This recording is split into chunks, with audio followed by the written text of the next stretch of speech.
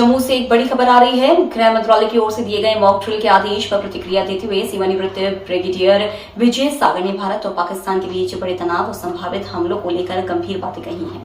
22 अप्रैल 2025 को हुए भयानक हमले के बाद भारत और पाकिस्तान के बीच तनाव चरम पर है। इस पृष्ठभूमि में गृह मंत्रालय ने एक मॉक ड्रिल का आदेश दिया, जिस पर अपनी राय व्यक्त करते हुए सेवानिवृत्त ब्रिगेडियर विजय सागर ने स्थिति की गंभीरता को रेखांकित किया है। ब्रिगेडियर विजय सागर ने कहा, 22 अप्रैल 2025 के हमले के बाद दोनों के बीच तनाव काफी बढ़ गया है। सभी को पता है कि हमला हो सकता है। जब लड़ाई में हम वार करेंगे तो दुश्मन भी तो हम पर हमला करेगा।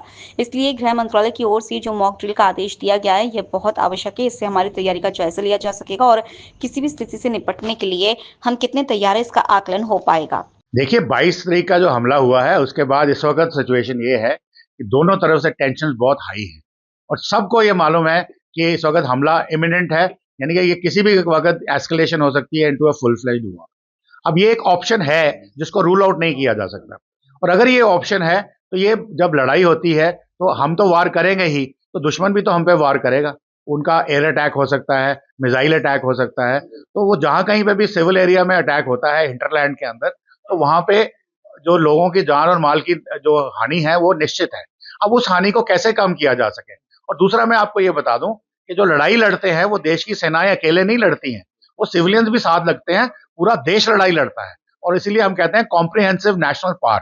तो उसके अंदर हमारे पास एनडीआरएफ है, हमारे पास नेशनल कैडेट कोर है, सिविल डिफेंस है, तो और साथ में जितने भी एबल बॉडीड लोग हैं, चाहे वो लेडीज हैं या जेंट्स हैं, उनको सिखाना जरूरी है कि अगर हमला होता है तो क्या एक्शन लेनी है।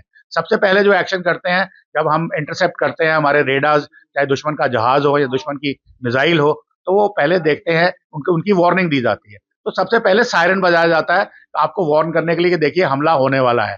तो उस वक्त आपने किसको बंकर में दिखाना है, किसको सेफ जगह पे लेके जाना है, वगैरह वगैरह। उसके बाद जब हमला हो जाता है तो उसमें थोड़ी बहुत जान की हानि भी होगी, थोड़ा माल की हानि भी होगी, कम हो जाएगी, परंतु जो हुई है, और घायलों को आपने फर्स्ट एड देनी है, उसके बाद उनको हॉस्पिटल्स में इवैक्यूएट करना है और उनको बाकी जो दूसरे मेजर लेने हैं, तो ये सब करने के लिए आपको सिखलाई दी जाएगी। और पैसिव एयर डिफेंस मेजर्स जो होते हैं उनके बारे में सिखलाया जाएगा।